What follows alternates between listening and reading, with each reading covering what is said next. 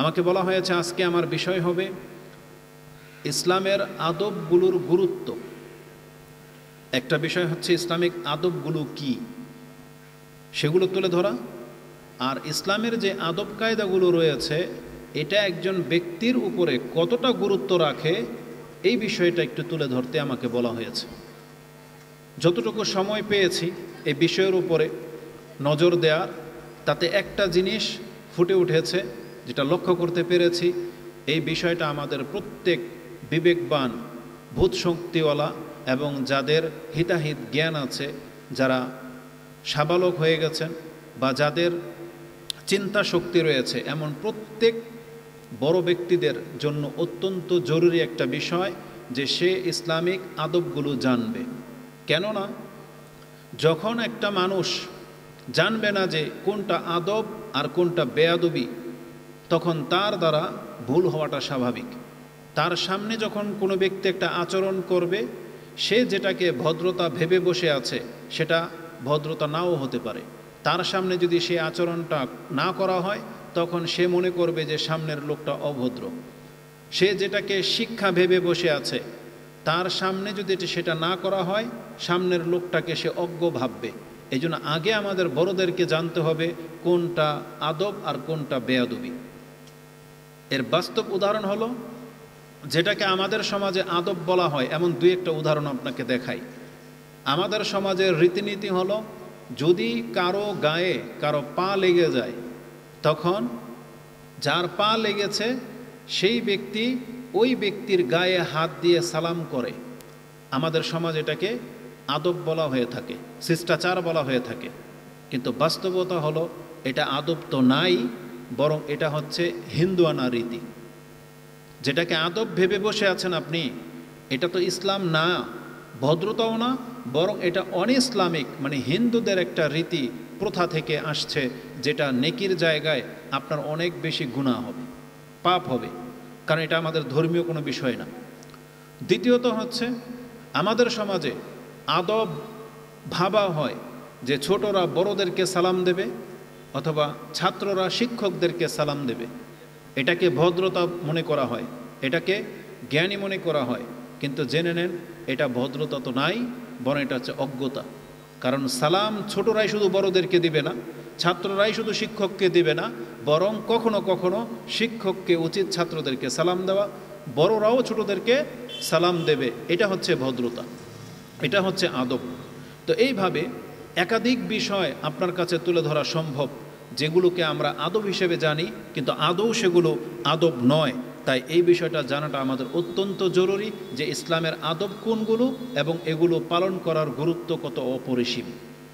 দ্বিতীয় আরেকটি কারণে ইসলামিক আদবগুলো আপনাকে জানতে হবে, তা হচ্ছে এই, কোনো ব্যক্তি যদি উত্তম চরিত্রের ব্যক্তি হতে চায়, উত্তম আখলাকের মানুষ হতে চায়, তাহলে তার জন্য ইসলামিক আদবগুলো জানা মানা অত্যন্ত জরুরি। এর মধ্যে যেমন আপনার উত্তম চরিত্র গঠন হবে, ঠিক তেমনি এর মাঝে অন্যের হক জড়িত রয়েছে। আপনি যার সাথে কথা বলবেন, লেনদেন করবেন, এর মধ্যে আদব জড়িত আছে। তাহলে আপনি যখন একজন ব্যক্তির সামনে কথা বলবেন, তখন আপনি যদি ইসলামিক আদবগুলো রক্ষা করে চলেন, তাহলে ওই ব্যক্তির তার হক প্রতিষ্ঠিত হবে, সে লাঞ্ছিত হবে না, আপনার কাছে তিরস্কার সে পাবে না। আপনি যখন লেনদেন করবেন, তখন ইসলামিক আদব অনুযায়ী করলে সে কখনো ঠকবে না। তো ইসলামিক আদবগুলোর মধ্যে উত্তম চরিত্র ঘটানো এবং অন্যের হক প্রতিষ্ঠা জড়িত রয়েছে। এই জন্য ইসলামিক আদবগুলোকে অত্যন্ত গুরুত্বের সাথে নিতে হবে। সৃষ্টিগত দিক থেকে আমাদের আর পশুদের মধ্যে কিছু সিমিলারিটি রয়েছে, মিল রয়েছে, আর কিছু অমিল রয়েছে। মিল হলো, পশুও খায়, আমরাও খাই। পশুরও নিদ্রার প্রয়োজন হয়, আমাদেরও হয়। পশুও প্রস্রাব পায়খানা করে, আমরাও করি। পশু যৌনাচার করে, ওটা আমাদেরও আছে। কিন্তু পশু আর আমাদের মধ্যে একটা বড় তফাৎ হলো এই আদব। পশুর আদব পশুর মতো, কিন্তু মানুষকে ভিন্ন আদব শিক্ষা দেওয়া হয়েছে। যেমন পশু চাইলেই যে কোনো জায়গায় ও যৌনাচার করতে পারে, কিন্তু মানুষ সেটা পারবে না। মানুষের জন্য পৃথক স্থান লাগে, নির্ধারিত ব্যক্তি লাগে, পার্সন লাগে, যেটা পশুর সাথে খাস না। পশু একটা নিয়ম অনুযায়ী খায়, পশুর যেটা খাদ্য, আর আমাদেরকে হালাল হারাম বেছে চলতে বলা হয়েছে। পশুর নিদ্রা একরকম, আমাদের নিদ্রা আরেক রকম। পশুর জীবন ব্যবস্থা, পশু যেখানে খায় সেখানেই ও মলমূত্র ত্যাগ করতে পারে, কিন্তু মানুষ এমন নয়। মানুষ যেখানে মলমূত্র ত্যাগ করে সেখানে খায় না, আর যেখানে খায় সেখানে মানুষ মলমূত্র ত্যাগ করে না। এগুলোর প্রত্যেকটার আদব রয়েছে। যদি কোনো ব্যক্তি সেই আদবগুলোকে রক্ষা করে না চলে, তাহলে তার মাঝে আর পশুর মাঝে কোনো পার্থক্য থাকে না। এই জন্য মানুষকে মনুষ্যত্ব প্রকাশ করতে গেলে তাকে আদব রক্ষা করে চলতে হবে। আর ইসলাম সব থেকে উত্তম আদবই মানুষকে শিক্ষা দিয়েছে, কারণ ইসলাম নাজিল হয়েছে আল্লাহ সুবহানাহু ওয়া তাআলার পক্ষ থেকে, আর তিনি হচ্ছেন সেই স্রষ্টা যিনি মানুষকে সৃষ্টি করেছেন। এবং মানুষ এবং পৃথিবীর সমস্ত কিছুর হক কিভাবে প্রতিষ্ঠিত হবে আল্লাহ সুবহানাহু ওয়া তাআলা তিনি জেনে বুঝে সেই নিয়মগুলো দিয়ে ইসলামটাকে সাজিয়েছেন এবং বলেছেন এটাই হচ্ছে প্রকৃত দিন।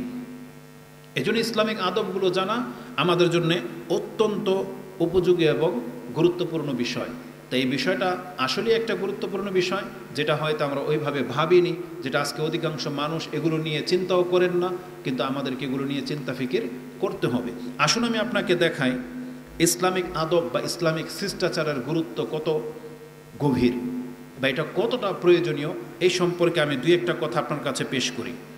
প্রথম কথা হলো, আমি যেটা বলতে চাচ্ছি বা বোঝাতে চাচ্ছি, ইসলামিক আদব বলতে ইসলাম, এটাকে আলাদা করে বলার কোনো অপশন নাই যেটা ইসলামিক আদব না।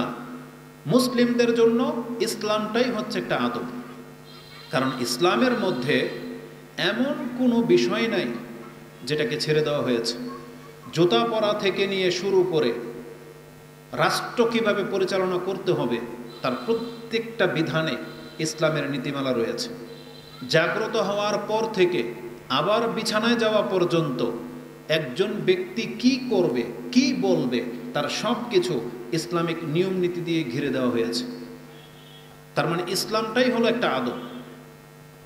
ইসলামিক আদব আর আমাদের আদব ভিন্ন না। আমাদের মুসলিমদের আদব ওটাই যেটা ইসলাম আমাদেরকে আদব হিসেবে শিক্ষা দিয়েছে। আর আগেই বলেছি, ইসলাম কোনো ক্ষেত্রে আপনাকে বাকি রাখে নাই যে এই বিষয়ে ইসলামিক কোনো আদব নাই, এটা আপনি বলতে পারবেন না।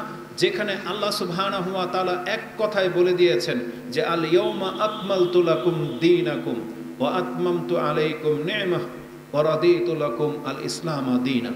সাউন্ড একটু কম, বেশি মনে হচ্ছে। তো আল্লাহ সুবহানাহু ওয়া তাআলা সূরা মাইদা 5 নম্বর সূরার 3 নম্বর আয়াতের এই একটা বাক্য দিয়েই তিনি আমাদেরকে জানিয়ে দিয়েছেন, এই পিচ্ছিদেরকে এই করেন তো, থামান তো, দৌড়দৌড়ি করে কেন ওরা।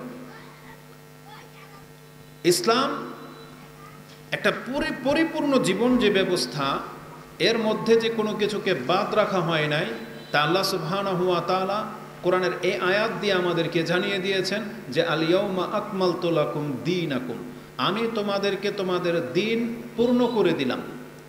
দিন মানে হচ্ছে একজন ব্যক্তি কি চিন্তা করবে, কি খাবে, কি করবে, কার জন্যে করবে, এগুলো সব পূর্ণ মাত্রায় বলে দেওয়া, এটা হচ্ছে দিন। আর আল্লাহ সুবহানাহু ওয়া তাআলা আমাদেরকে বলে দিয়েছেন তোমাদের দিন পূর্ণ। যেমনটা বলেছি, এই দিনের মাঝে জুতা পরার পদ্ধতিও শিক্ষা দেওয়া হয়েছে। আপনারা তো জানেন জুতা কোন পায়ে পরতে হয়, ডান পায়ে পরতে হয়। খোলার সময় বাম পা খুলতে হয়। তার মানে জুতার সাথে সম্পর্ক ডান পায়ের, ডান পাটা আগে জুতায় থাকবে, খোলার সময়ও পরার সময়ও। কারণ খুললেন যখন বাম পা বের করে ফেললেন, ডান পা কিন্তু তখনও জুতা আছে। বাথরুমে যাওয়ার সময় কোন পা দিয়ে ঢুকি, বাম পা, আর বের হওয়ার সময় ডান পা। তাহলে যদি বাথরুম বা প্রস্রাব পায়খানা, কাজায় হাজত, এটা তুচ্ছ জিনিস, এখানে যদি ইসলামের নীতিমালা থেকে থাকে, তাহলে আপনি বলেন তো দেখি, তাহলে ইসলাম আর কোন জায়গাতে কথা বলেনি? একটা ব্যক্তি রাষ্ট্র কিভাবে চালাবে, সংসার কিভাবে চালাবে, ব্যক্তি জীবনে কিভাবে সে প্রতিফলিত করবে, ইসলামকে সেই বিষয়ে কোনো দিক নির্দেশনা দেয়নি? সব দিয়েছে। এই তুচ্ছ একটা ঘটনা থেকে কেন্দ্র করে আমি আপনাকে বলতে পারি যে ইসলাম সব কিছুকে শিক্ষা দিয়েছে এবং আমলে এনেছে। কোনো বিষয়কে ইসলাম হালকা করেনি। কোনো বিষয়কে না, মানে ইসলাম প্রত্যেকটা বিষয়কে গুরুত্বের সাথে নিয়েছে। রাসূলুল্লাহ সাল্লাল্লাহু আলাইহি ওয়াসাল্লামের আরেকটা হাদিস থেকে এটা প্রমাণ করা যায়। রাসূল বলেছেন যে আমার সামনে ইন্নাল্লাহা কাতাবাল হাসানাতি ওয়াস সাইয়্যাত সুম্মা বায়্যানা যালিক, আল্লাহ নেকিগুলো এবং অন্যায় পাপগুলো লিখে রেখেছেন, লিস্ট করে রেখেছেন, এবং সুম্মা বায়্যানা যালিক, আমাদেরকে তিনি তা আবার জানিয়েছেন যে এগুলো নেকির কাজ, এগুলো পাপের কাজ। রাসূল বলতেছেন নেকির মধ্যে আমি দেখতে পেলাম সবচাইতে বড় দামি নেকি হচ্ছে লা ইলাহা ইল্লাল্লাহ বলা, তার মানে ইসলাম গ্রহণ করে নেওয়া, এটা হচ্ছে সবচাইতে দামি কাজ। আর ওই লিস্টের মধ্যে রাস্তা থেকে একটা কষ্টদায়ক বস্তু তুলে ফেলে দেওয়া, এটাও ওই আমলের লিস্টের মধ্যে লেখা রয়েছে। আবার আমি যখন পাপের লিস্টে দেখলাম সেখানে আছে সবচাইতে বড় পাপ হচ্ছে আল্লাহর সাথে কাউকে অংশীদার সাব্যস্ত করা, শিরিক করা। আর ওই লিস্টের মধ্যে দেখলাম মসজিদের মধ্যে ময়লা ফেলা, মসজিদকে ময়লা করা। আপনি চামড়া ছিঁড়ে নখ ছিঁড়ে ফেলে দিলেন মসজিদে, থুতু ফেলবেন, বা আপনার দ্বারা মসজিদের কোনো কিছু নোংরা হবে, সে পাপের লিস্টের মধ্যে আল্লাহ সুবহানাহু ওয়া তাআলা লিখে রেখেছেন। তার মানে ইসলামে কোনো কিছুকে বাদ রাখা হয় নাই, যে রাস্তার নিয়ম কি সেটা পর্যন্ত ইসলাম শিক্ষা দিয়েছে। এজন্য আল্লাহ বলেছেন ওয়া আতমামতু আলাইকুম নি'মাতি, এটা বলার পরে এখানে অনেক লম্বা চূড়া কথা হয়ে যাবে, এজন্য এই অংশটা আমি ছেড়ে দিচ্ছি যে ইসলামের প্রত্যেকটা জিনিস হচ্ছে নেয়ামত, এটা আলাদা একটা সাবজেক্ট। তৃতীয়ত আল্লাহ বলেছেন ওয়া রাদিতু লাকুম আল ইসলাম দীনা, আর এই ইসলামের নিয়ম নীতির উপরই আমি আল্লাহ রাজি এবং খুশি। রিপিট কেন হয়? রিপিট নর্মাল দাও। তো আল্লাহ সুবহানাহু ওয়া তাআলা বলেছেন ওয়া রাদিতু লাকুম আল ইসলাম দীনান, যেই ব্যক্তি ইসলাম পালন করবে এই নিয়ম নীতির মধ্যেই আল্লাহর সন্তুষ্টি নিহিত রয়েছে। তার মানে ইসলাম যেহেতু একটা আদব, ইসলামের প্রত্যেকটা আদব যদি আপনি রক্ষা করে চলেন, তাহলে যে যত বেশি আদবকে ফলো করবেন আপনি আল্লাহকে তত বেশি সন্তুষ্ট করতে পারবেন। কিন্তু আজকে অধিকাংশ মানুষ আমরা সেটা জানি না যে ইসলামের এগুলোর মধ্যে আদব রয়েছে, অথচ ওই কাজগুলো আমরা প্রতিনিয়ত সবাই করতেছি, শুধু খালি গুরুত্ব বুঝি না বিধায় আমরা ইসলামের এই আদবগুলোকে মূল্যায়ন করতেছি না। জুতা আমরা সবাই পরি, আমরা সবাই মুসলিম, অথচ মুসলিম হওয়া সত্ত্বেও জুতোও পরতেছি, এটার জন্য এক্সট্রা ইবাদত হিসেবে নেইনি, কিন্তু সেই জায়গায় আমরা ইসলামের এই আদবটাকে রক্ষা করে চলি না। অথচ মুসলিম হিসাবে উচিত ছিল যে এটাকে আমি আমল করি, তাহলে আপনি এটা নেকি পেয়ে যেতেন। এটার মধ্যে আল্লাহর সন্তুষ্টি নিহিত রয়েছে। এটা এমন ব্যাপার না যেটাকে আপনাকে টাইমিং করে করতে হবে। আমাদের প্রশ্ন হলো, যখন আপনি জুতা নিজেই পরতেছেন, তাহলে এইখানে আপনি নিজেকে মুসলিম পরিচয় দেন না কেন? এটা তো একটা সহজ বিষয় ছিল। কেন আপনার অন্তর এমনটা চায় না যে আমি এক্ষেত্রে ব্যক্তি না, আমি একজন সাধারণ মানুষ না, আমি সাধারণ কেউ না, আমি একজন মুসলিম। তাই জন্য আমার ধর্মের এখানে যেহেতু নীতিমালা আমাকে শিক্ষা দেওয়া হয়েছে, তাহলে আমি এটাকে গ্রহণ করব না কেন? একটা সহজ বিষয়। আপনি প্রস্রাব করেন, পায়খানা করেন, এটা আপনার নিয়ম। তাহলে প্রস্রাব করার ক্ষেত্রে আপনি মুসলিম হিসেবে এই নিয়মটা কেন মানেন না? আপনি কষ্ট করে একটু পানি দিয়ে পরিষ্কার হয়ে নেন, অথবা পানি নেই টিস্যু দিয়ে মুছে নেন। আপনি যত ব্যস্ততার কাজই করেন না কেন, আপনি যত নোংরা ঘরের সন্তানই হন না কেন, মুসলিম হিসেবে আপনি ইসলামের এই নিয়মটা কেন মানেন না, যেখানে আপনি এই নিয়মটা মানে নিজে থেকেই করতেছেন? মানে প্রস্রাব পায়খানা করতে আপনি বাধ্য, এর জন্য আপনাকে আজান দিয়ে জানাতে হয় না, আপনার অনিচ্ছার্থে আপনাকে ডাকা হয় না, বরং আপনি ইচ্ছার্থে নিজের প্রয়োজনে প্রস্রাব করতে যাচ্ছেন। তাহলে প্রস্রাব করতে গেলে যে নিয়মটা ইসলাম দিয়েছে এটা আপনি মেনে নিলেই হয়ে যেত। এর জন্য কি আপনাকে মাদ্রাসায় পড়তে হবে? এর জন্য কি হুজুর হওয়া জরুরি? এর জন্য কি দাড়িওয়ালা হওয়া জরুরি? জরুরি না, আপনি মুসলিম। আর সবচেয়ে বড় কথা হচ্ছে যে এই ক্ষেত্রে কোনো ব্যক্তি যদি গুরুত্বের সাথে পবিত্রতা অর্জন না করে, এর কারণে কবরে একে শাস্তি দেওয়া হবে। এটা তো ঈমান, যে কবরে শাস্তি দেওয়া হবে আপনাকে এই আদবটা রক্ষা না করার কারণে। কি? শুধুমাত্র দুইটা জিনিস। আপনি লজ্জাস্থানটাকে সুরক্ষিত করেন, পর্দা করে প্রস্রাব করতে বসবেন, যেখানে সেখানে চেন খুলে দিয়েন না, একটু আড়ালে যান, গাছের চিপায় যান, যাতে কারো নজরে না আসে। আর আপনি প্রস্রাব থেকে বেঁচে থাকেন, যাতে প্রস্রাবের ছিটা আপনার গায়ে অথবা কাপড়ে না লাগে। এই ছোট্ট একটা কাজ, এটা কি বড় কোনো বিষয় ছিল? এটার জন্য কি আপনাকে রক্ত ঝরাতে হয়? এটার জন্য কি আপনার টাকা খরচ হয় যে আপনার কলিজা ফেটে যাচ্ছে? অথচ আপনি প্রস্রাব করতেছেন, মাত্র 5 সেকেন্ড দেরি হবে এটা পানি ব্যবহার করা, মাত্র 5 সেকেন্ড দেরি হবে পকেট থেকে একটা টিস্যু বের করা, কিন্তু আপনি ভুলে কেন যান আপনি একজন মুসলিম? কেন আপনাকে পরবর্তীতে এটা ওয়াসওয়াসার শিকার হতে হয় যে আমার কাপড়টা নাপাক? অথচ আপনি নিজে আপনার কাপড়কে নাপাক করেছেন। ইসলামের ছোট্ট একটা আদব আপনি রক্ষা করে চলেন না। তার মূল কারণ হলো আপনার কাছে ইসলামের বিধানটা গুরুত্ব পাচ্ছে না। এটা হচ্ছে ব্যর্থতা।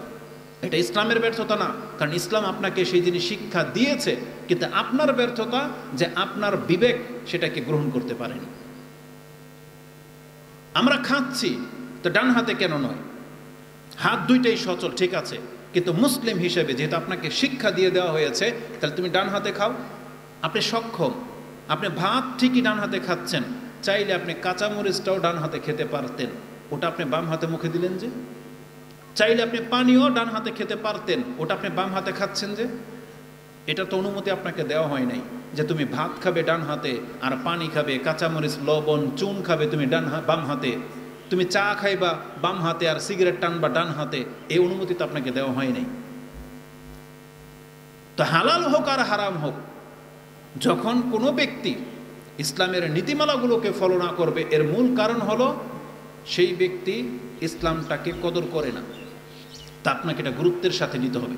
আল্লাহ সুবহানাহু ওয়া তাআলা প্রত্যেকটা বিষয়কে ইসলামের মধ্যে আবদ্ধ করেছেন, এই জন্য ইসলামের আদবগুলো রক্ষা করে চলার গুরুত্ব অনেক বেশি। ইসলামিক আদবগুলো রক্ষা করার গুরুত্ব সম্পর্কে তেমন কোনো দিক নির্দেশনা স্পেসিফিকভাবে, মানে এই আয়াত এই হাদিস দিয়ে আপনাকে আমি বোঝাতে পারবো না। এই জন্য এক কথায় আপনাকে আমি যেটা স্মরণ করিয়ে দিতে চাচ্ছি, ইসলামিক আদব বলে আলাদা কোনো কিছু নয়, বরং ইসলামটাই হচ্ছে আদব। আপনি যতগুলো ইসলামের বিধিবিধান পালন করেন তার মানে আপনি ততটা ভদ্র, আর আপনি যতটা বেশি ইসলামের নিয়মগুলোকে অমান্য করে চলতেছেন আপনি ততটা অভদ্র, এবং এর জন্য আপনাকে দুনিয়াতেও লাঞ্ছিত হতে হচ্ছে এবং এর জন্য আপনি পরকালে শাস্তি পাবেন। যেমন ইসলামের বিধান হলো চেহারার ক্ষেত্রে আপনি দাড়ি রেখে দিবেন, এটা হচ্ছে ইসলামের আদব। তাহলে এর জন্য আপনি দুনিয়াতে সম্মানিত হতে পারবেন, কারণ দাড়িওয়ালাদেরকে মানুষ সম্মান করে। দাড়ি থাকলে আপনার পাপ করাটা কঠিন হয়ে যাবে। যেই পাপগুলো দাড়িবিহীন করা যায়, দাড়ি নিয়ে সচরাচর সে পাপ করা যায় না, একটু গিল্টি ফিল হবে।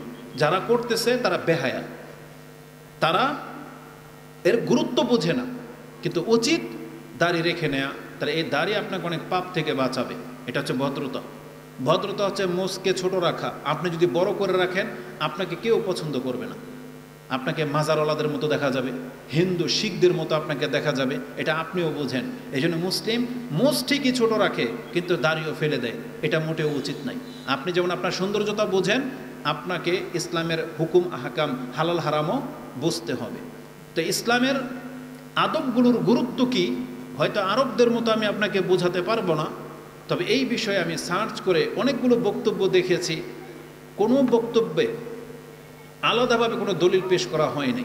তবে একজন আলেমের একটা কথা আমার খুব ভালো লেগেছে, তিনি হলেন বর্তমানে তিনি বেঁচে আছেন ডক্টর সুলাইমান আর রোহাইলি হাফেজাহুল্লাহ। তিনি তার একটা বক্তব্যের মধ্যে বর্তমান মুসলিমদেরকে আহ্বান করে তিনি বলতেছেন যে ইসলামিক আদবগুলো শিক্ষা করার গুরুত্ব কি। এক পর্যায়ে তিনি আল্লাহর কসম করে বলতেছেন যে আমি আল্লাহর কসম করে বলতেছি, বর্তমান মুসলিমরা যদি আমাদের সালাফদের মতো ইসলামিক আদর্শগুলো ইসলামিক আদবগুলো শিক্ষা গ্রহণ করত, তাহলে তারা বহু ফিতনাকে প্রতিহত করতে পারত। বহু ফিতনাকে আপনি প্রতিহত করতে পারতেন যদি ইসলামিক আদব মোতাবেক আপনি চলতেন। আজকে আমরা ইসলামিক আদব মোতাবেক চলি না বিদায় বহু ফিতনার মধ্যে আমরা জড়িয়ে যাচ্ছি। কথা বলার আদব রয়েছে, পোশাক পরার আদব রয়েছে, খাদ্য গ্রহণ করার আদব রয়েছে, যেগুলো সালাফরা রাসূলুল্লাহ সাল্লাল্লাহু আলাইহি ওয়াসাল্লামের কাছ থেকে শিক্ষা গ্রহণ করেছিলেন। তাই তারা ওই সমস্ত ফিতনা থেকে মুক্ত ছিলেন।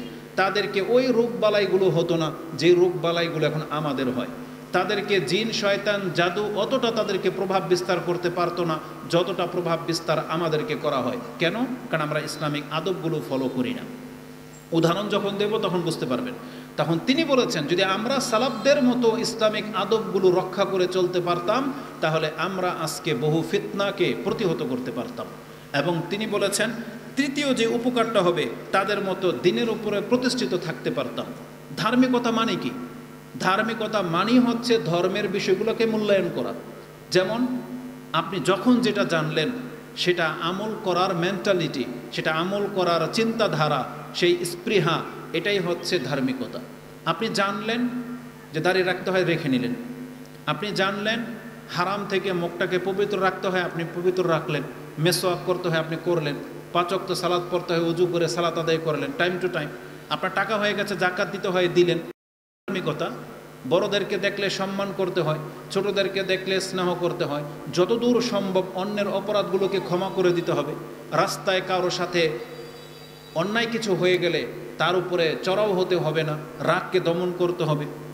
স্যাক্রিফাইস যে জিনিসটা, ক্ষমার মনোভাব রাখতে হবে, এগুলোই না ধার্মিকতা? তাহলে এটা কোন ব্যক্তির দ্বারা হবে? যেই ব্যক্তি ইসলামিক আদবগুলো মানার চেষ্টা করবে। তাহলে কি হবে? আমরা ধর্মের প্রতিষ্ঠাকারী হয়ে যেতে পারতাম। তৃতীয়ত তিনি বলেছেন, যদি আমরা সালাফদের মতো ইসলামিক আদবগুলোকে রক্ষা করে চলতাম, তাহলে আমরা স্পষ্টভাবে প্রত্যক্ষ করতে পারতাম যে আমরা কতটা সম্মানিত। আজকে মুসলিম কতটা সম্মানিত মুসলিম জানে না, কিন্তু আমরা যাদের নাম নেই সাহাবা একরাম, নাম নিলেই কি বলি? রাদিয়াল্লাহু আনহুম আজমাইন, আল্লাহ তাদের উপর রাজি এবং খুশি হয়ে গেছে। আমাদের মতো মুসলিমদের উপরে এই দোয়া কেন ফিট হয় না? আমরা কেন এই দোয়ার দাবি করতে পারি না যে আল্লাহ আমাদের উপর রাজি খুশি হয়ে গেছে? আমরা কেন সেই চরিত্রের হতে পারতেছি না? বরং আমরা তো এক মুসলিম আরেক মুসলিমকে গালি দিই। আমরা তো এক মুসলিম আরেক মুসলিমের নাম শুনলে আরও মনে হয় যে ওর এটা ভালো হয়েছে। যেমন কোনো মুসলিম বিপদে পড়েছে, আপনি যদি শোনেন আপনার আত্মীয়দের মধ্যে, আপনার ভিতর থেকে যেন কেন একটা উৎফুল্ল চলে আসে যে ঠিক হয়েছে, ওর এমন হয়েছে। কেন হয়েছে? কেন ওর সাথে আমার আজকে এত সমস্যা? কেন ওর সাথে আমার মনের অমিল? কেন ওর ক্ষতিটা হলে আপনি আনন্দ পান? কিন্তু সাহাবা একরামদের কোনো ক্ষতি, কোনো বদনাম তো আপনি সহ্য করতে পারেন না। তারা ইসলামিক আদবগুলো পালন করার কারণে এতটা সম্মানিত আল্লাহ তাদেরকে করে দিয়েছেন। তাহলে এই শেখ বলতেছেন, যদি আজকের বর্তমানেও মুসলিমরা যদি ইসলামিক আদবগুলোকে নিজের জীবনের খোরাক করে নিত, তাহলে তারাও সাহাবা একরামদের মতো সম্মানিত হওয়াটা প্রত্যক্ষভাবে লক্ষ্য করতে পারত। তার মানে আজকে আমরা ইসলামিক আদবগুলো ছেড়ে দিয়েছি বিদায় আজকে আমরা আমাদের সম্মানকে হারিয়েছি। অত্যন্ত গুরুত্বপূর্ণ লেগেছে তার এই কথা, যেটা বাস্তবিকই যারা ইসলামিক আদব আমাদের দিয়ে এক্সাম্পল দেখায়, আমাদের শেখেরা যাদেরকে আমরা বড় আলেম মনে করি, তাদেরকে আপনি কতটা সম্মান করেন? কিসের ভিত্তিতে? তার চেহারার ভিত্তিতে? তার পোশাক আশাকের ভিত্তিতে? তার গাড়ি দেখে? কিসের ভিত্তিতে তাকে সম্মান করেন আপনি? কারণ আপনি জানেন সে একজন ভালো মানুষ, সে ইসলাম পালন করে, তার দাড়ি আছে, সে খুব ভালো জানে কোরআন হাদিস, সে আমলদার, এই জন্যই না দোয়া চান। তাহলে ওই একই জিনিস তো আপনার আমার মধ্যে থাকতে হবে। আপনি কেন চান না যে আমাকেও মানুষ এরকম সম্মান করুক, আমার কাছে পানির বোতল নিয়ে আসুক, যে আপনি তো সম্মানিত, আপনি একটু ফু দিয়ে দেন? কেন এটা হয় না? তার মানে আমরা নিজেরা শুধু অন্যের আমল দেখে সন্তুষ্ট, কিন্তু আমি আর আপনাকেও যে ওই প্ল্যাটফর্মে আসতে হবে, আমার আপনার জন্যও যে ওই একই বিধান, সেটাকে আপনি ভুলে যাচ্ছেন। এটা মোটেও কাম্য নয়। অতএব আজকে যেহেতু আমাদের আলেমদেরকে আমরা সম্মান করি, তাহলে আমাদের চাইতে কত শ্রেষ্ঠ ছিলেন আমাদের সাহাবা একরাম, তাবি, তাবা তাবি। কিসের ভিত্তিতে? তাদেরকে আমরা দেখি নাই। তারা কত টাকার মালিক সেটাও আমরা জানতাম না, তারা কতটা পাওয়ারফুল সেটাও আমাদের জানা নাই। শুধু তাদের নামের উপরে যে অমুক সাহাবি, কারণ তার কর্ম আমাদের জানা আছে যে এই সাহাবির কর্ম এমন ছিল যার ফলে তার নাম নিলে আমরা রাদিয়াল্লাহু আনহু বলতে বাধ্য। আমাদেরকেও সেটা করতে হবে। তো ইসলামিক আদবের গুরুত্ব সম্পর্কে আপনাকে আমি এটা বলতে চাচ্ছি, ইসলাম পালন করাটার গুরুত্ব অসীম। যদি কোনো ব্যক্তি যে কোনো জায়গাতে ইসলামিক আদবগুলোর খেয়ানত করেন, তাহলে আমি আপনাকে দুই একটা পয়েন্ট দেখাই যে দুনিয়াতে আপনি কত ক্ষতিগ্রস্ত হচ্ছেন, আর পরকালে এটা আপনার কতটা শাস্তির মুখোমুখি আপনাকে হতে হবে। আসুন দুই একটা পয়েন্ট আমি আপনাকে দেখাই। এটা যেহেতু অনেক লম্বা আলোচনা, একটা পয়েন্ট নিয়ে নেন। কথা বলা। মানুষ কথা বলে, এটা মানুষের স্বভাব। আর মানুষ কথা ছাড়া থাকতে পারবে না। আর মানুষ নিজে নিজে কথা কম বলে, অন্যের সাথেই বেশি বলে। এখন অন্যের সাথে কথা বলার ক্ষেত্রে ইসলামিক কিছু আদব রয়েছে। এই আদবগুলো আজকে অধিকাংশ মানুষরা রক্ষা করে চলি না। এতে কি ক্ষতি হয় আর রক্ষা করে চললে কি উপকার হতো, এই সম্পর্কে দুই একটা কথা আমি আপনাকে বলি। আল্লাহ সুবহানাহু ওয়া তাআলা এই কোরআন নাজিল করেছেন কয়েকটা উদ্দেশ্য নিয়ে। তার একটা উদ্দেশ্য হচ্ছে যারা আল্লাহর প্রতি ঈমান এনেছে তাদেরকে সুসংবাদ দেয়া, আর যারা আল্লাহর প্রতি ঈমান আনেনি এবং যারা আল্লাহ সম্পর্কে বাজে মন্তব্য করে এমন ব্যক্তিদেরকে সতর্ক করা। তার মধ্যে থেকে একটি আয়াত আপনি পেয়ে যাবেন সূরা কাহাফ 18 নম্বর সূরার শুরুতে, যেখানে আল্লাহ বলেছেন আলহামদুলিল্লাহিল্লাযী আনজালা আলা আবদিহিল কিতাবা ওয়া লাম ইয়াজআল লাহু ইওয়াজা কাইয়্যিমান লিয়ুনযিরা বা'সান শাদীদাম মিন লাদুনহু ওয়া ইউবাশশিরাল মুমিনিনা আল্লাযীনা ইয়া'মালুনাস সালিহাতি আন্না লাহুম আজরান হাসানা মাকিসিনা ফীহি আবাদা। তারপরে আল্লাহ বলতেছেন ওয়ায়ুনযিরাল্লাযীনা ক্বালু ইত্তাখাযাল্লাহু ওয়ালাদা মা লাহুম বিহি মিন ইলমি ওয়ালা লিআবাইহিম কাবুরাত কালিমাতান তাখরুজু মিন আফওয়াহিহিম ইয়াকুলুনা ইল্লা কাযিবা। আল্লাহ সুবহানাহু ওয়া তাআলা বলতেছেন এই কোরআন নাজিল হয়েছে ওই ব্যক্তিকে সতর্ক করার জন্য যারা আল্লাহ সম্পর্কে তো বাজে মন্তব্য করে, যারা বলে যে আল্লাহ সন্তান গ্রহণ করেছে, মা লাহুম বিহি মিন ইলমি ওয়ালা লিআবাইহিম, এই সম্পর্কে না তাদের জ্ঞান আছে আর না তার বাপদাদাদের জ্ঞান ছিল। তার মানে তারা না জেনে কথা বলে, কত মন্দ তাদের কথা। কাবুরা মাকতান ইনদাল্লাহ, আল্লাহর কাছে এটা অনেক বড় পাপের কথা যে তারা আল্লাহ সম্পর্কে তো বাজে মন্তব্য করে, আর তারা একমাত্র মিথ্যা ছাড়া আর কোনো কিছু বলে না। তো আল্লাহ সুবহানাহু ওয়া তাআলা বলছেন ওয়ায়ুনযিরা, মানে তাদেরকে সতর্ক করার জন্য এই কোরআন নাজিল হয়েছে যে তারা যেন মুখ থেকে বাজে মন্তব্য না করে। তারপর আল্লাহ সুবহানাহু ওয়া তাআলা বনী ইসরাঈলদের সম্পর্কে অনেক জায়গায় বলেছেন আমি বনী ইসরাঈলদেরকে নিষেধ করেছিলাম তারা যেন আল্লাহ সম্পর্কে এমন কথা না বলে যেটা হক নয়। ওয়ালা তাকুলু আলাল্লাহি ইল্লাল হক, এবং বলা হয়েছিল খবরদার তোমরা আল্লাহ সম্পর্কে হক ছাড়া না হক কোনো কথা বলবে না, নিষেধ করা হয়েছে। কারণ এই জবান খুব মারাত্মক জিনিস। কত বড় মারাত্মক জিনিস! আপনি যদি কথা বলার ক্ষেত্রে ইসলামিক আদব রক্ষা না করে চলেন তাহলে কত মারাত্মক হতে পারে আপনি শুনেন। যদি বিষয়টা হয় রাসূলুল্লাহ সাল্লাল্লাহু আলাইহি ওয়াসাল্লামের সাথে কথা বলা, সাহাবায়ে কেরামরা এই আয়াতকে এত বেশি ভয় পেয়েছিলেন যে ওমর রাদিয়াল্লাহু তাআলা আনহু তিনি রাসূলের সামনে এমনভাবে কথা বলতেন যে কয়েকবার রিপিট করতে হতো। তার মানে তার জবান এত স্লো হয়ে গিয়েছিল যে রাসূলুল্লাহ সাল্লাল্লাহু আলাইহি ওয়াসাল্লামের কান পর্যন্ত হয়তো পৌঁছে না, এত আস্তে কথা বলতেন। কোন আয়াত পাওয়ার পর? যেটা সূরা হুজরাতের মধ্যে রয়েছে। আল্লাহ সুবহানাহু ওয়া তাআলা সূরা হুজরাত তার শুরুতে আল্লাহ বলেছেন ইয়া আইয়ুহাল্লাযীনা আমানু লা তারফাউ আসওয়াতাকুম ফাওকা সাওতিন নবী, খবরদার তোমরা রাসূলের শব্দের চাইতে তোমার কণ্ঠস্বর যেন উঁচু না হয়। তারপরে বলা হয়েছে ওয়ালা তাজহারু লাহু, এবং তাকে ওইভাবে সম্বোধন করো না লাহু বিল কাউলি কাজাহারি বাদিকুম লিবাদ, তোমরা একে অপরকে যেভাবে সম্বোধন করো ওইভাবে তোমরা রাসূলকে সম্বোধন করো না। নাম নিয়ে তো ডাকাই যাবে না, বরং ওই হে অমুক এইভাবে যে বলা হয় আমরা একে অপরকে ডাকি না জোরে। আল্লাহ সুবহানাহু ওয়া তাআলা বলতেছেন ওই একই আচরণ যদি তোমরা রাসূলের সাথে করো তাহলে রেজাল্ট কি হবে জানো? আন তাহবাতা আমালুকুম ওয়া আনতুম লা তাশউরুন, তোমরা টের পাবে না, তোমার আমল সব বরবাদ হয়ে যাবে।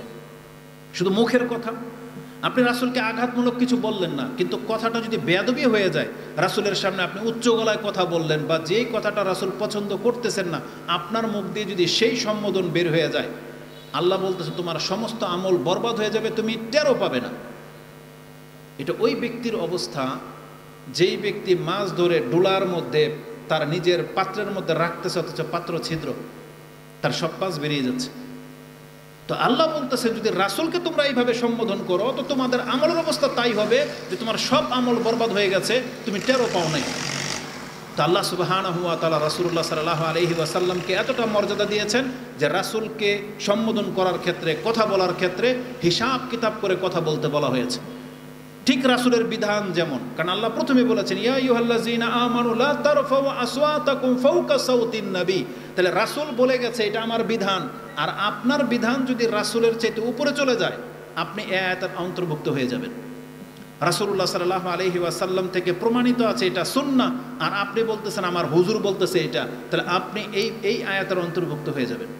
কারণ রাসূলের চাইতে আপনার হুজুর বেশি বোঝে না, রাসূলের চাইতে আপনার বেশি পণ্ডিতি, এটা আল্লাহ সুবহানাহু ওয়া তাআলা কখনোই মেনে নেবে না। এই জন্য আল্লাহ সুবহানাহু ওয়া তাআলা বলেছেন তোমার আমল সব বরবাদ হয়ে যাবে, তুমি টের পাবে না।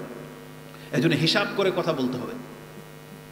আল্লাহ সুবহানাহু ওয়া তাআলা আমাদেরকে সতর্ক করে বলেছেন রাসূল সাল্লাল্লাহু আলাইহি ওয়াসাল্লামের মাধ্যমে, কতক ব্যক্তি আছে সে মুখে এমন কথা উচ্চারণ করে, সে একবার ভাবে না যে এই কথার মানে কি বা আমি এমন কি বলে দিলাম, অথচ রাসূলুল্লাহ সাল্লাল্লাহু আলাইহি সাল্লাম বলতেছেন ওয়াইনাল আবদা লা ইয়াতাকাল্লামু বিল কালিমাত মিন সাখাতিল্লাহ মা ইউলকি লাহা বালান, আও লা বলা হয়েছে মা ইয়াতাবায়্যানু মা ফিহা। রাসূল বলেছেন কতক ব্যক্তি এমনভাবে একটা কথা বলে দেয় আল্লাহকে অসন্তুষ্ট করে দেওয়ার মতো, এই ব্যক্তি ভাবতেও পারে না যে আমার মুখ থেকে এমন কি কথা বলে দিয়েছি, সে ভাবে না এটা। রাসূল বলেছেন ইল্লা ইয়াহউই বিহা ফি জাহান্নাম, তার এই মুখের এই একটা কথার কারণে সে স্লিপ করে জাহান্নামের তলে গিয়ে পতিত হবে। আপনি স্লিপ করে পড়ে যেতে দেখেছেন কাউকে? রাস্তা দিয়ে হাঁটতেছেন, কোনো মুরব্বী দেখতে পারবেন বৃষ্টির দিন, অথচ কাদা ছিল, স্লিপ করে সে একেবারে ঢালে পড়ে যায়, আপনারা গিয়ে দৌড়িয়ে তাকে তোলেন। আমাদের অবস্থা হয়ে গেছে ওই রকম যে আজকে আমরা মুসলিম হওয়া সত্ত্বেও ছিলাম তো জান্নাতের উপরেই, কিন্তু শুধু মুখের লাগাম না থাকার কারণে আমরা কবে যে জাহান্নামের মধ্যে পড়ে আছি আমরা টের পাচ্ছি না। রাসূল সাল্লাল্লাহু আলাইহি ওয়াসাল্লাম বলেছেন মা ইয়াতাবায়্যানু মা ফিহা, সে যে মুখে কি কথা বলেছে ও ভাবতেও পারে না যে আমি এত মন্দ কথা বলে দিয়েছি। আল্লাহ সম্পর্কে আমরা যে কত বাজে বাজে মন্তব্য করি। কিছু যুবক যুবতী আছে যারা হয়তো আল্লাহর কাছে দোয়া করেছে, কিছু একটা চাচ্ছে, হয়তো বয়ফ্রেন্ড আর গার্লফ্রেন্ড চাচ্ছে যে আল্লাহ ওকে আমি পেয়ে যাই, পাচ্ছে না। এই ধরনের মানুষগুলো আল্লাহ সুবহানাহু ওয়া তাআলা সম্পর্কে এত বাজে মন্তব্য করে, আপনি ভাবতেও পারবেন না যে এরপরেও এরা কি মুসলমান থাকে কিনা। যারা দান শোভা দিয়েছেন, হঠাৎ বৃষ্টি চলে আসলো, এই মুরব্বীগুলা পুরুষ হোক মহিলা হোক এমন মন্তব্য করে বৃষ্টি সম্পর্কে, আল্লাহ সম্পর্কে, এরপরেও তার ঈমান না থাকার কথা, ঈমান থাকবে না তার এই মন্তব্যের কারণে। আল্লাহ সুবহানাহু ওয়া তাআলা সবচেয়ে উচ্চ সম্মানের অধিকারী, সবচেয়ে বেশি সম্মানিত অধিকারী আল্লাহ। আল্লাহ সম্পর্কে আপনি একটা বাজে মন্তব্য করবেন, আপনার ঈমান নিয়ে টানাপড়া লেগে যাবে, আপনাকে সতর্ক সাবধান হতে হবে। এই জন্য রাসূল সাল্লাল্লাহু আলাইহি ওয়াসাল্লাম বলেছেন আল্লাহ কতক ব্যক্তির কথাতে সন্তুষ্ট হন, আবার কতক ব্যক্তির কথাতে অসন্তুষ্ট হন। ইমাম তিরমিজি এই হাদিসের উদ্ধৃতি দিয়ে তিনি বলেছেন যে কতক ব্যক্তি এই মুখের কথার কারণে কি হয়, ফায়ুক্তাবু আল্লাহু আলাইহি বিহা সাখাতাহু ইলা ইয়াউমিল কিয়ামা, কতক ব্যক্তির মুখে এত মন্দ কথা উচ্চারণ হয় আল্লাহ ওর উপরে যে অসন্তুষ্ট হন, এই অসন্তুষ্ট একবার মরার আগ পর্যন্ত থাকে, এই ব্যক্তির উপরে আল্লাহ কোনোদিন আর সন্তুষ্ট হন না। যেমন ইবলিস, যেমন ফেরাউন এমন একটা কথা বলেছিল যে যার ফলে তওবা না করার কারণে আল্লাহ মরার পর্যন্ত ওর প্রতি অসন্তুষ্টি থেকে গেলেন, ও আর তওবা করার সুযোগ পেল না। আর তওবা করলো তো এমন অবস্থায় যখন মালাকুল মউত দেখে ফেলেছে, যখন তার তওবার কোনো কাজে আসে নাই। আমাদের জন্য এমন অবস্থা না হয় যে আমি আল্লাহকে এমন কথা বলে দিয়েছি যেটা আল্লাহ পছন্দ করে না। এই হাদিসকে সামনে রেখে আমাদের প্রত্যেকটা মুসলিম নেতাদেরকে আমরা বলতে চাই, পয়সাওয়ালাদেরকে বলতে চাই, দাপট ক্ষমতাবান ব্যক্তিদেরকে বলতে চাই, তারা যেন হিসাব কিতাব করে কথা বলে। তার শরীরের পাওয়ার, তার টাকার গরম, তার নেতৃত্বের ক্ষমতার বড়াই এমন মন্তব্য যেন না করে ইসলাম সম্পর্কে, কোরআন সম্পর্কে, রাসূলের বিধান সম্পর্কে, ইসলামের কোনো একটা নীতিমালা সম্পর্কে যে তার প্রতি আল্লাহ অসন্তুষ্ট হয়ে যাবেন আর কিয়ামত পর্যন্ত তার প্রতি আল্লাহ সন্তুষ্টই হবেন না। আমাদের মুসলিম নেতাদেরকে একটু হিসাব কিতাব করে কথা বলা উচিত। যেটা প্রায় সময় আমরা দেখতে পাই, তারা স্টেজে মন্তব্যে এই মাইকের মধ্যে এমন এমন কথা বলে দেয়, একবারও ভাবে না যেটা রেজাল্টটা কি হবে। এজন্য মুসলিম ভাই হিসেবে তাদেরকে আমরা সতর্ক সাবধান করতে চাচ্ছি। বিশেষ করে ঘরেও অনেক পুরুষ আছেন মহিলাদের উপরে অসন্তুষ্ট হয়ে এমন এমন মন্তব্য করে দেন যেটা আপনার ঈমান থাকবে কি থাকবে না আপনাকে চিন্তা ভাবনা করতে হবে। অনেক মহিলা আছে যারা স্বামীকে বলে নামাজ পড়তে, তখন এই স্বামী বলে যে তোর নামাজ তুই পড়, আমাকে বলবি না, বা কিসের নামাজ, এমন এমন মন্তব্য করে দেয় যেটা আসলে মেনে নেওয়ার মতো না। আপনি সাবধান হন। অনেক মহিলাও আছে স্বামীর উপর এমন মন্তব্য করে দেয়, তারপরে তার ইসলাম থাকে না। এই জন্য এই জবানটাকে হেফাজত করতে হবে। এই জবান খুব মারাত্মক একটা জিনিস, এটা আপনাকে জান্নাতের নিকটবর্তী করে দিতে পারে, এটা আপনাকে একবার জাহান্নামেও ফেলে দিতে পারে। এই মর্মে এই হাদিসগুলো যেটা বললাম সেটা আপনি তিরমিজিতে 3219 এবং বুখারী এবং মুসলিমে হাদিসটি বুখারীতে 6400 78 এবং মুসলিমে হাদিসটি 7371 পেয়ে যাবেন। এবং এই মর্মে মুআজ বিন জাবাল রাদিয়াল্লাহু তাআলা আনহু থেকে একটা হাদিস রয়েছে, যেটা ইমাম তিরমিজি রাহিমাহুল্লাহ তার ঈমানের অধ্যায়ে 38 নম্বর অধ্যায়ে এনেছেন। হুরমাতিস সালাহ, নামাজের মাহাত্ম্য সম্পর্কে হাদিসের নাম্বার হচ্ছে 2616। তাতে রাসূলুল্লাহ সাল্লাল্লাহু আলাইহি ওয়াসাল্লাম বলেছেন, যেই ব্যক্তি ইসলামকে পালন করবে তার জন্য জান্নাতে যাওয়া সহজ হয়ে যাবে। কিন্তু ওই ব্যক্তি যে তার জীবনে ইসলামটাকে পালন করেছিল, যেই ব্যক্তি ইসলামটাকে পালন করেছিল, সে জান্নাতে যাওয়ারই পথে, আর মাত্র 1 বিগত ধরেন বাকি, এখনই সে জান্নাতে চলে যাবে। কিন্তু রাসূল বলেছেন, আমি কি তোমাকে ওই ব্যক্তির কথা বলবো, আলাম উনাব্বিউকুম বা উখবিরুকুম বিমালাকি যালিকা কুল্লি, এই সমস্ত মেহনতের উপরে পানি ঢেলে দেওয়া, সমস্ত মেহনত বিফলে যাবে এমন একটা বিষয়কে তোমাকে বলে দেব না? বলছে, বালা ইয়া রাসূলুল্লাহ, হ্যাঁ আপনি আমাকে অবশ্যই বলেন, যে যেই ব্যক্তি জান্নাতে যাওয়ার মতো পুরো প্রস্তুতি গ্রহণ করে ফেলেছে, আর এমন কি বিষয় যেটা তার এই পুরো প্রস্তুতির উপরে পানি ঢেলে দিবে, পুরো প্রস্তুতি বানচাল হয়ে যাবে, সে জান্নাতেই যেতে পারবে না, যেই কারণে সে জাহান্নামে যাবে। তখন রাসূলুল্লাহ সাল্লাল্লাহু আলাইহি ওয়াসাল্লাম ফাআখাযা বিলিসানিহি, রাসূল তার জিহ্বাটাকে টেনে ধরলেন এবং বললেন, কুফু আলাইকা হাযা, তুমি তোমার এই জিহ্বাটাকে হেফাজত করো, তোমার জবানকে হেফাজত করো। তখন তিনি বলতেছেন, ইয়া রাসূলুল্লাহ, ইন্না লামুআখিরুনা বিমা নাতাকাল্লামু বিহি, আমরা মুখে যে কথা বলি এর কারণেও কি আমাদেরকে ধরা হবে? বলতে, সাকিলাতকা উম্মুকা মুআজ, মুআজ তোমার উপর তোমার মা আক্ষেপ করুক। আওয়ালাইসা, তিনি বলেছেন যে এমনও কি বিষয় আছে, ইয়াকুব্বুন নাসু ফিন্নার আলা উজুহিহিম আও আলা মানাখিরিহিম ইল্লা হাসাইদু আলসিনাতিহিম, যে যাদেরকে মুখের ভরে এবং উপর করে জাহান্নামে ফেলা হবে, যে কারণগুলোতে, তার মধ্যে মুখের কথা ছাড়া আর কোন পাপ থাকতে পারে?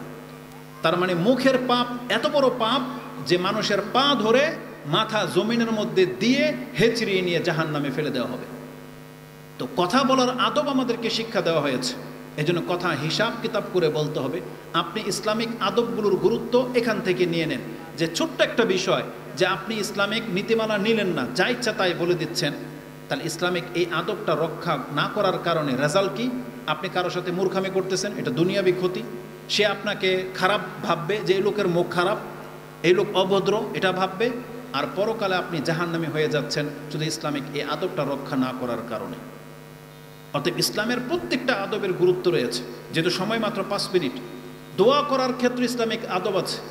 আজকে অধিকাংশ মানুষ বলতেছেন আমাদের দোয়া কবুল হয় না, অথচ আপনি জানেন না যে এই ক্ষেত্রে ইসলামিক আদব কি। রাসূলুল্লাহ সাল্লাল্লাহু আলাইহি ওয়াসাল্লাম আমাদেরকে বলেছেন যে দোয়ার ক্ষেত্রে ইসলামিক আদব হলো যে একজন ব্যক্তি আল্লাহর কাছে দোয়া করতেছে, আর সে যতক্ষণ পর্যন্ত তাড়াহুড়া না করবে ততক্ষণ পর্যন্ত তার দোয়া কবুল হওয়ার গ্যারান্টি রয়েছে। রাসূলুল্লাহ সাল্লাল্লাহু আলাইহি ওয়াসাল্লাম তিনি বলেন, ইউস্তাজাবু লিআহাদিকুম, তোমাদের প্রত্যেকের দোয়া কবুল হয়, মা লাম ইয়াজাল, যতক্ষণ পর্যন্ত সে তাড়াহুড়া না করে। জিজ্ঞাসা করা হয়েছে, ইয়া রাসূলুল্লাহ, দোয়ার ক্ষেত্রে তাড়াহুড়া কি?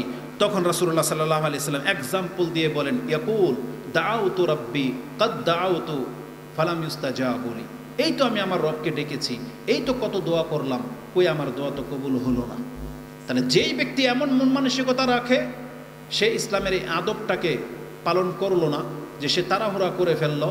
অথচ আমাদেরকে জানানো হয়েছে, বান্দা তোমার কাজ দোয়া করতে থাকা, তুমি দোয়া করতে থাকো, আল্লাহ 3টার একটা ঘটাবেন। হয় তুমি যেটা চাচ্ছ এটা কল্যাণকর হলে এটা আল্লাহ দিয়ে দিবেন, আর আল্লাহ যদি এর চাইতেও বড় কিছু দেখতে পায় যে তুমি জানো না, তাহলে ওই বিপদটাকে আল্লাহ দূর করে দিবেন। আর যদি সেটা দুনিয়াতে প্রতিফলন না ঘটান, তাহলে এটা আল্লাহ নিজের কাছে রিজার্ভ করে রেখে দেবেন, যাতে করে কিয়ামতের মাঠে আপনার পাপগুলোকে এই দোয়ার কারণে ক্ষমা করে দেওয়া যেতে পারে। কিন্তু বান্দা যখন দুনিয়াতে বসে ডিসাইড করে নেয় যে আমার দোয়া কবুল হলো না, আল্লাহ সম্পর্কে যখন এরকম মন্তব্য করে, তখন তার কাছ থেকে আর এই দোয়া কোনো কাজে আসবে না। এটা মুহাম্মদুর রাসূলুল্লাহ সাল্লাল্লাহু আলাইহি সাল্লাম বলেছেন, যেটা বুখারীতে আপনি হাদিস 6340 এবং মুসলিমে হাদিসটি আপনি 6828 পেয়ে যাবেন। তো ইসলামিক আদবগুলো প্রত্যেকটা ক্ষেত্রে খুবই গুরুত্বপূর্ণ রাখে। সংক্ষেপে আরও দুই একটা বলে দিই, যেহেতু 5 মিনিট শেষ হয়ে চলে গেছে। ঘর থেকে বের হওয়া এবং ঘরে প্রবেশ করা, এটা একটা ইসলামিক আদব। আমরা সবাই সেটা করি। এটা শুধু হুজুররা করে না, এটা শুধু ধার্মিকরা করে না, আপনিও করেন, কাফেররাও করে, সবাই করি।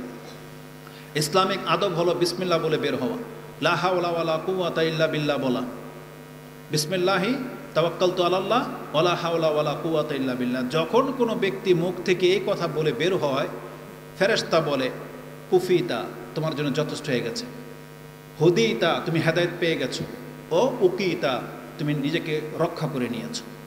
শয়তান তখন আরেক শয়তানকে বলে কাইফা বিমান, ওই ব্যক্তির সাথে তুমি এখন কিভাবে পারবা, ওকে তো হেদায়েত করে দেওয়া হয়েছে, ওকে তো প্রোটেক্টের ব্যবস্থা করে দেওয়া হয়েছে, ও তো নিজেকে সেভ করে নিল, এখন তুমি ওকে কিভাবে ক্ষতি করতে পারবে? তাহলে এটা ইসলামিক আদব। ছোট্ট একটা দোয়া বিসমিল্লাহ, এটা আপনি পড়লেন না, তাহলে শয়তান আপনাকে ক্ষতি করে, শয়তান আপনাকে গোমরা করে, শয়তান আপনাকে লাঞ্ছিত করে, এই একটা শব্দ না বলার কারণে। এবার আপনি বুঝেন যে ইসলামিক আদবের গুরুত্ব কত। বাথরুমে আপনি ঢুকতেছেন, বিসমিল্লাহ বললেন না, রেজাল্ট কি? রাসূলুল্লাহ সাল্লাল্লাহু আলাইহি ওয়াসাল্লাম বলেছেন, বাইনা আওরাতে বানি আদম ও আয়ুনিল জিন আইয়াকুলা বিসমিল্লাহ। একজন ব্যক্তি বাথরুমে ঢোকার সময় যদি বিসমিল্লাহ বলে, এই ছোট্ট একটা বাক্য, তার লজ্জাস্থান আর জিনের চোখের মাঝেটা পর্দা পড়ে যাবে। মানে আপনি যখন কাপড় খুলবেন, জিন যখন আপনার এই লজ্জাস্থান দেখতে পাবে না। কেন? আপনি বিসমিল্লাহ বলার কারণে। কিন্তু অধিকাংশ মানুষ আমরা এগুলোর উপর আমল করি না। তখন জিন আপনার লজ্জাস্থান দেখতে পায়, সে আপনার ক্ষতি করার চেষ্টা করে, ও মজা নেয়। আজকে অধিকাংশ মানুষগুলো ক্ষতিগ্রস্ত হচ্ছে, জিন দ্বারা আক্রান্ত, জাদুগ্রস্ত হয়ে যাচ্ছে, বদনজরের শিকার হয়ে যাচ্ছে, বলতেছেন আমি রুগী হয়ে যাচ্ছি, আমার কোনো তৃপ্তি আসে না, সাংসারিক জীবনে সে অশান্তি। কিসের কারণে? শুধু ইসলামিক এই আদবগুলো রক্ষা না করার কারণে। সন্ধ্যাবেলা আমাদেরকে বলে দেওয়া হয়েছে, মা বোনদেরকে জানালাগুলো বন্ধ করে দেওয়া হোক, বাচ্চাদেরকে ঘরে আটকে রাখা হোক অন্ধকার না হওয়া পর্যন্ত। ইসলামের এই একটা ছোট্ট আদবকে আপনি না মানার কারণে আজকে আপনার ছেলেকে জিনে ধরে, এই হয় সেই হয়, আপনি তখন পানি পড়ার তাবিজ কবজের জন্য দৌড় ফারেন। মানে শয়তান আপনাকে মুশরিক বানিয়ে ছেড়ে দেয়। ছোট্ট একটা আদব আপনার কাছে ছোট্ট বিষয় মনে হয়েছে। বলা হয়েছিল খাদ্যগুলোকে ঢেকে রাখতে, কিন্তু আমরা উন্মুক্ত ছেড়ে দিই, যার ফলে আমাদের যত রকমের রোগ বালা মুসিবত এবং বরকত কমে যাচ্ছে। অথচ আপনার কাছে এটা ছোট্ট একটা বিষয়, অথচ ইসলামিক আদব। এইভাবে যদি আমি এক একটা করে আদব তুলে ধরি, তাহলে আপনি বুঝতে পারবেন যে মানুষ আজকে ইসলামিক আদব ছেড়ে দিয়ে কত মারাত্মক বিপর্যয়ের মধ্যে আছে। এভাবে যদি বলতে থাকে অনেক হয়ে যাবে। এক কথা আল্লাহ সুবহানাহু ওয়া তাআলা বলে দিয়েছেন, কুল হাল ইয়াস্তাউই আল্লাযীনা ইয়ালামুনা ওয়াল্লাযীনা লা ইয়ালামুন। হে নবী, আপনি বলে দেন, যারা জানে আর যারা জানে না, তারা কি কোনোদিন সমান হতে পারে? কখনো না। অতএব আপনি ইসলামিক আদবগুলো জানার চেষ্টা করেন, অবশ্যই আপনার মর্যাদা তাদের চাইতে বেটার হবে যারা জানে না। আল্লাহ সুবহানাহু ওয়া তাআলা আমাদেরকে জানার, বোঝার এবং মেনে চলার তৌফিক দান করুন।